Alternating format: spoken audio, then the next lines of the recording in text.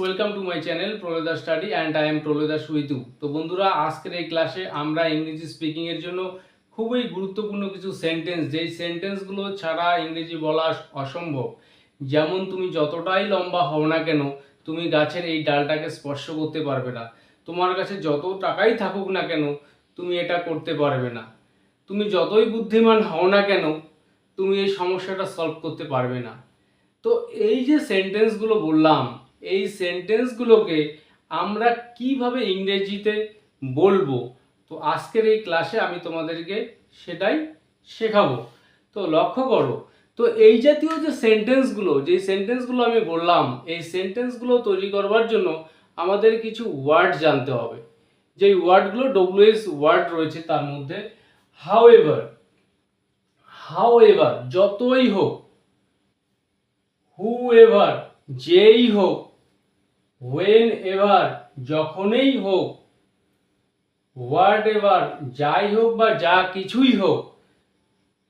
তো এই ওয়ার্ডগুলোকে কিভাবে অ্যাপ্লাই করে আমরা এই জাতীয় সেন্টেন্সগুলো তৈরি করব, সেটাই এখন শেখাচ্ছি।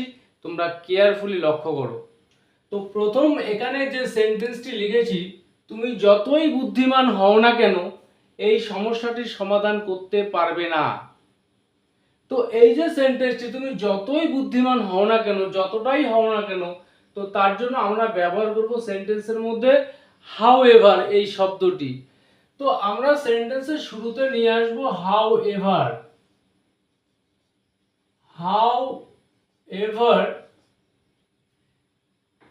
However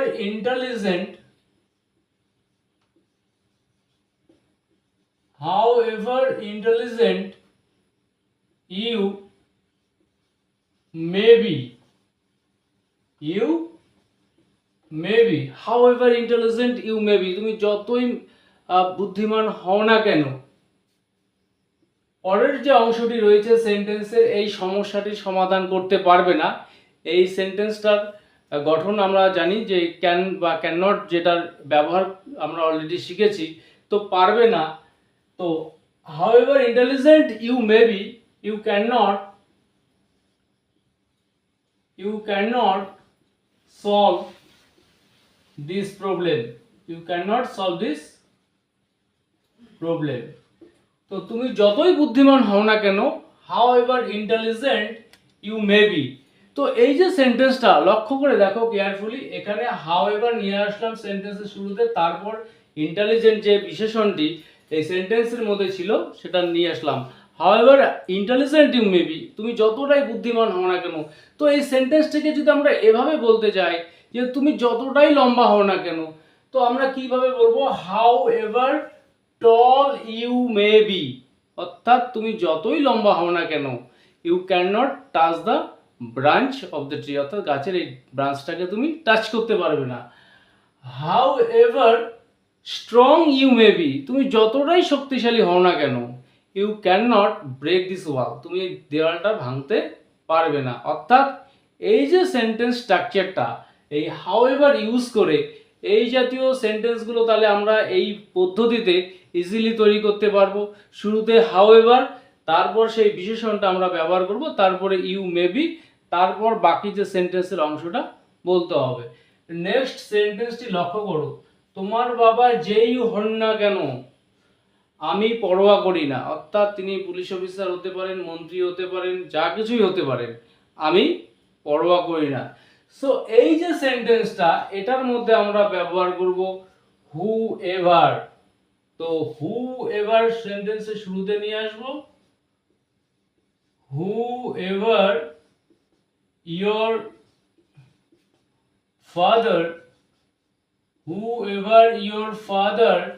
may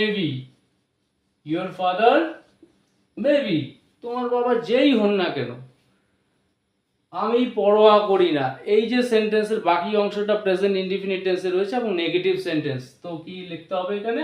I do not, or don't বলতে পারি, আই ডোন্ট কেয়ার।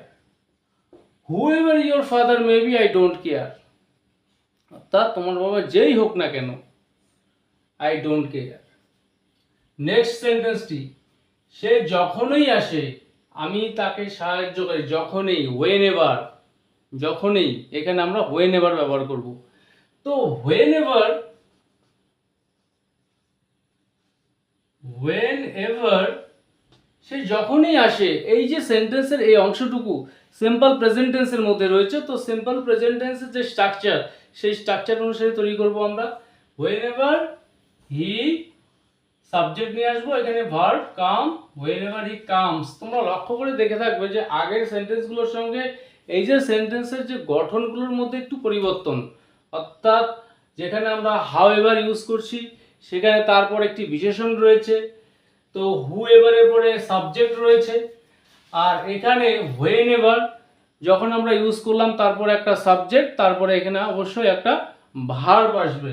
তো হোয়েন এভার হি কামস, সে যখনই আসে, আই হেল্প হিম, আমি তাকে সাহায্য করি। অর্থাৎ পুরো সেন্টেন্সটা এখানে সিম্পল প্রেজেন্ট টেন্সের নিয়ম অনুসারে তৈরি করতে হবে। তো নেক্সট সেন্টেন্সটি লক্ষ্য করো, তোমার যা কিছু ইচ্ছে খেতে পারো, অর্থাৎ যা কিছু। তো এক্ষেত্রে আমরা ইউজ করব এই শব্দটি হোয়াট এভার, যাই হোক বা যা কিছুই। তো এই যে সেন্টেন্সটা, তোমার যা ইচ্ছে খেতে পারো, তো পারো এখানে সাজেস্ট করা হচ্ছে। তো এখানে আমরা ক্যান ব্যবহার করব। You can take, you can take what ever